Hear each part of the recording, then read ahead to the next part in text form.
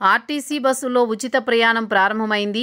మహిళలు ఎంతగానో ఆనందిస్తూ బస్సుల్లో ప్రయాణిస్తున్నారు. 5 రకాల బస్సుల్లో మహిళలకు ఉచిత ప్రయాణం కల్పించారు. దాదాపు 2 కోట్ల మంది మహిళలకు లబ్ధి చేకూరనుంది. అయితే ఈ పథకం అమలు వల్ల ఆటో డ్రైవర్లపై దెబ్బ పడుతోంది. తమకు ఆర్థికంగా ఇబ్బందులు ఎదురవుతాయని ఆవేదనతో ఉన్నారు. ఉచిత ప్రయాణ పథకంతో తమ ఉపాధికి గండిపడిందని ఆందోళన వ్యక్తం చేస్తున్నారు. ఏదో ఒక పథకం కింద సాయం చేయాలని కోరుతున్నారు. రాష్ట్రంలో ఆటో డ్రైవర్ల పరిస్థితి దయనీయంగా ఉంది. వ్యక్తిగత వాహనాలు పెరుగుతుండటంతో ఆటోలో ప్రయాణించే వారి సంఖ్య తగ్గుముఖం పడుతోంది.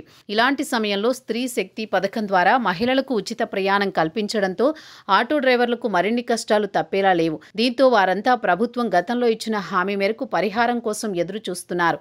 అయితే ఇప్పటికే సీఎం చంద్రబాబు దీనిపై కీలక ప్రకటన చేశారు. స్త్రీ శక్తి పథకంతో ఉపాధి కోల్పోతున్న ఆటో డ్రైవర్లను ఆదుకునేందుకు తీసుకోవాల్సిన చర్యలపై అధికారులతో చర్చించారు. త్వరలో ఈ పథకానికి సంబంధించి ప్రకటన రానుంది. అయితే స్త్రీ శక్తి పథకం ప్రారంభం నాటికే ఆటో డ్రైవర్లకు భరోసా ఇచ్చి ఉండాల్సిందన్న అభిప్రాయం వ్యక్తమవుతోంది.